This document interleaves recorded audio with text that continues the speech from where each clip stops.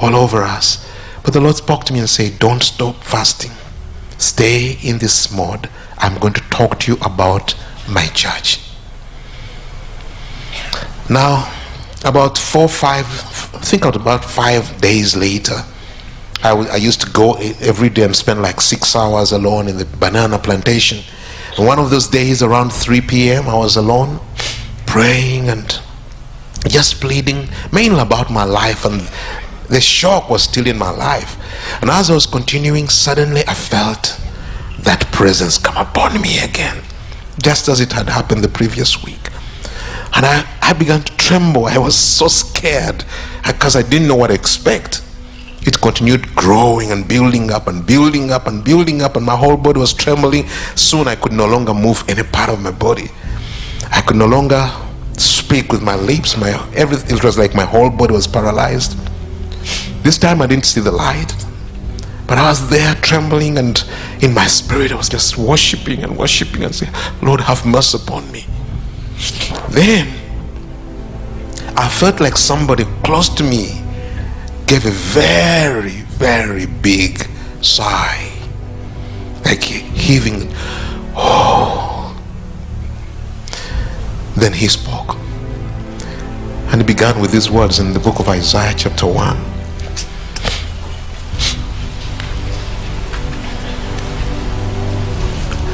In verse 2 it says, hear, O heaven, and listen, O earth, for the Lord has spoken. I reared children and brought them up, but they have rebelled against me. The ox knows his master, and the donkey his owner's manger, but Israel does not know me. My people do not understand. Ah, sinful nation, a people loaded with guilt, a brood of evildoers, children given to corruption. They have forsaken the Lord. They have spurned the Holy One of Israel and turned their backs on him. And that's the way he started. When he finished those words, there was a pause. I wasn't sure at first, but I felt like somebody's sobbing, somebody's crying. And then he began to speak and say, I'll tell you about my people, my church. And he began to talk about the church.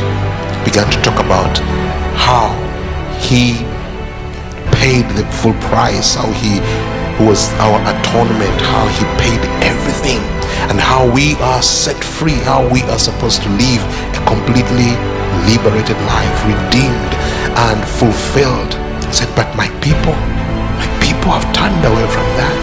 My people have chosen to go back to live in their human lives, a human effort, human desires, human wisdom, and human will. And he just went on describing the things we do in his name, but in our human ways and human effort.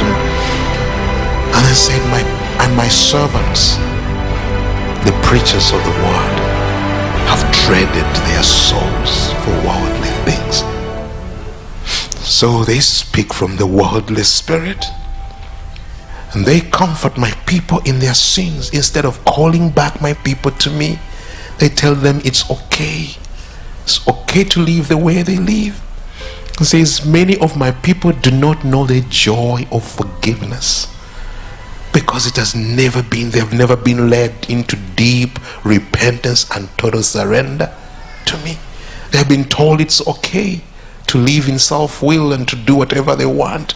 And my heart grieves because I see what the enemy is doing to them. He quoted Isaiah chapter 1 from verse 5, where it talks about, why should you be beaten anymore? Why do you persist in rebellion? Your whole head is injured, the whole heart afflicted.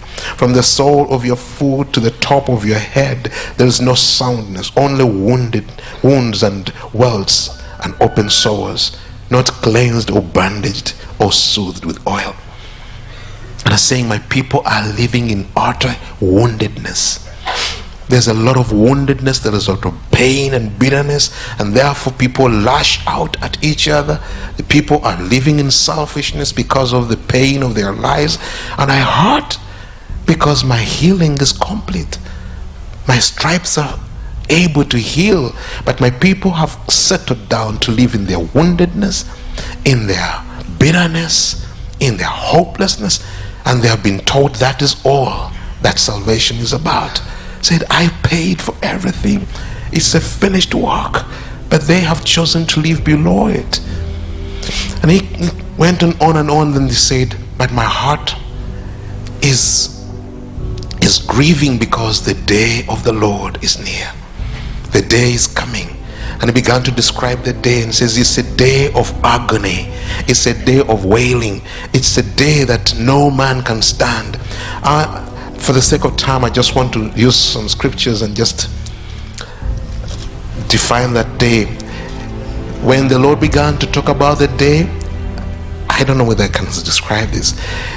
You are hearing a voice very clearly speaking, but now it's like you're hearing somebody who is speaking at the same time is crying and is saying, the day is coming and my heart grieves for my people. My people are not ready. My people are not anywhere near readiness, and my heart grieves for them. I have done everything to set them free. I've done everything. They don't need any other thing but that which was done. Please go with me to the book of Zephaniah. Zephaniah chapter 1.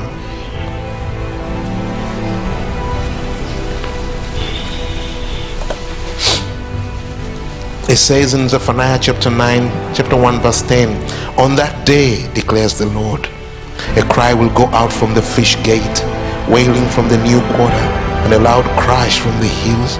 Wail, you who live in the market district. All your merchants will be wiped out. All who trade with silver will be ruined.